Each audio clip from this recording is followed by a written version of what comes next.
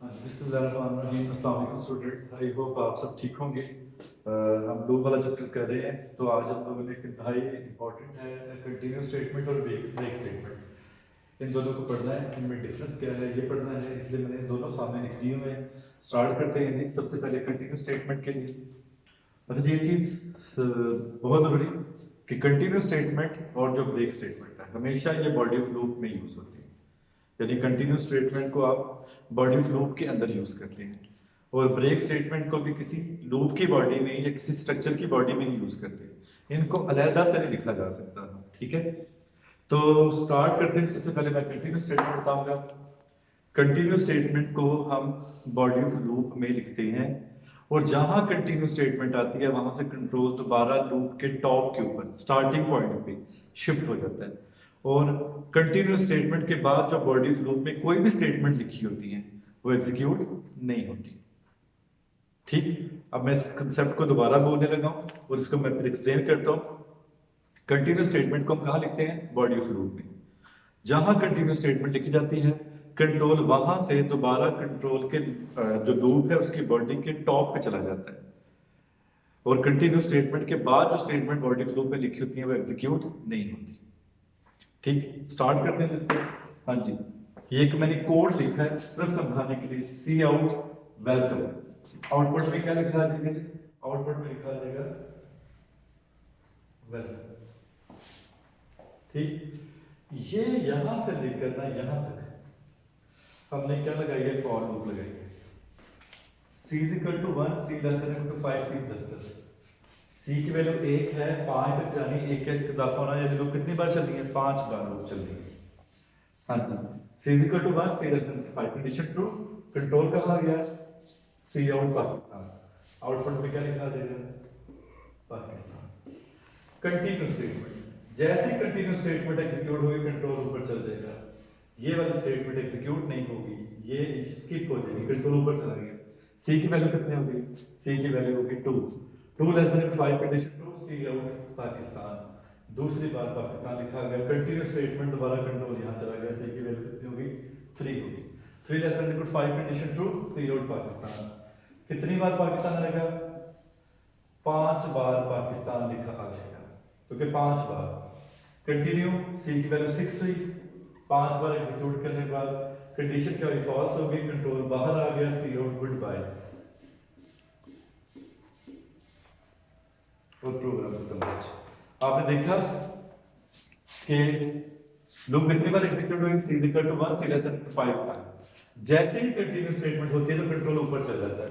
Continue के बाद जो स्टेटमेंट लिखी है सी आउट इंडिया, ये एग्जीक्यूट नहीं हुई, एक बार भी एग्जीक्यूट नहीं हुई।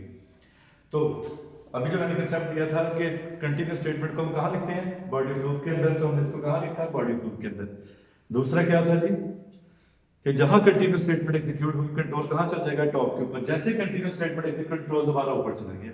और तीसरी बात क्या थी कि जो कंटिन्यूस स्टेटमेंट के बाद बॉडी ऑफ लूप में स्टेटमेंट लिखी होगी वो एग्जीक्यूट नहीं होगी, तो सी आउट इंडिया ये वाली स्टेटमेंट एग्जीक्यूट नहीं हुई।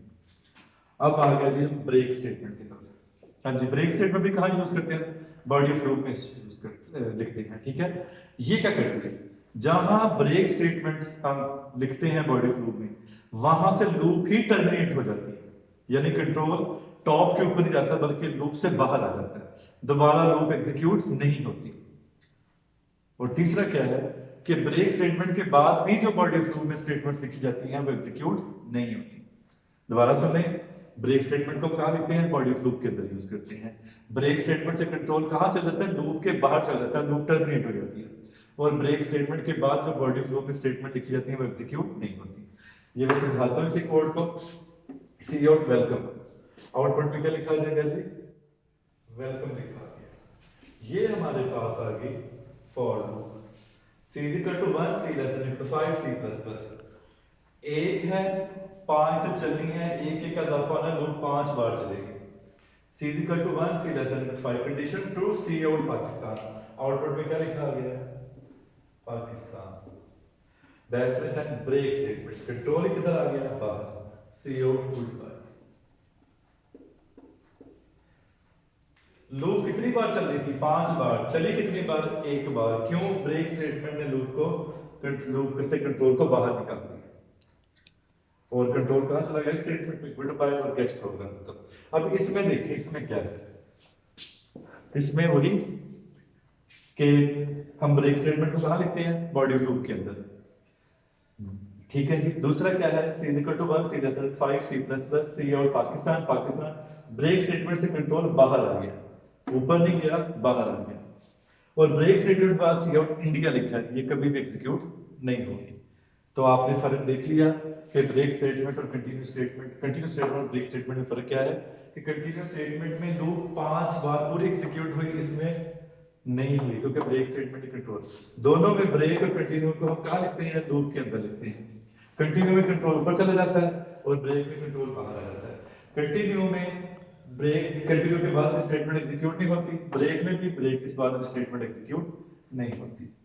आई होप आपको समझ आ गई होगी। अगला टॉपिक हम करते हैं जी खास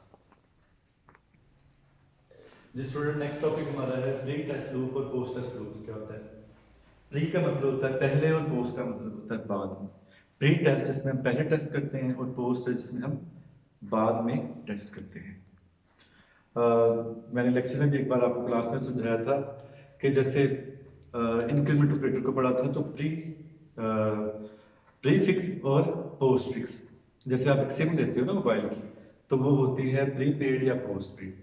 प्री पेड का मतलब होता है कि आप पहले बैलेंस डलवाते हैं और बाद में उसको यूज करते हैं, प्री पेड पहले पेड। और पोस्ट पेड में क्या होता है कि पहले आप यूज करते हो और महीने के एंड पे बिल आता है, वो आप पे करते हो। अगर देखें जो प्री टेस्ट है, नाम से ज्यादा है, ऐसी लूप जिसमें पहले टेस्ट होगा, इसका मतलब क्या होगा? पहले कंडीशन होगी। अगर कंडीशन ट्रू है तो बॉडी ऑफ लूप एग्जीक्यूट होगी, कंडीशन फॉल्स है तो बॉडी ऑफ लूप एग्जीक्यूट नहीं होगी। ये होती है प्री टेस्ट। जो कि जिसकी एग्जांपल क्या है? While loop. व्हाइल लूप में आप जानते हैं कि पहले कंडीशन आती है, बाद में बॉडी ऑफ लूप आती है। जबकि पोस्ट टेस्ट लूप क्या होती है? ऐसी लूप जिसमें पहले बॉडी ऑफ लूप आती है, बाद में कंडीशन आती है।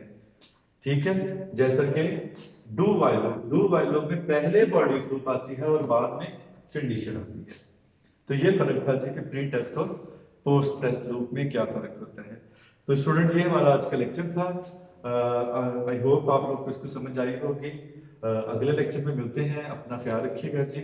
और मैं कोशिश करता हूँ कि जी आपकी आजकल में एक जूम मीटिंग सबकी लेता हूँ, ताकि आप लोग इसको अच्छे तरीके से करो। और किसी चीज़ की समझ नहीं आई तो वो भी आप लोग मुझसे पूछ सकते हो। तो जी मिलते हैं। अपना ख्याल रखिएगा जी। अल्लाह हाफिज़।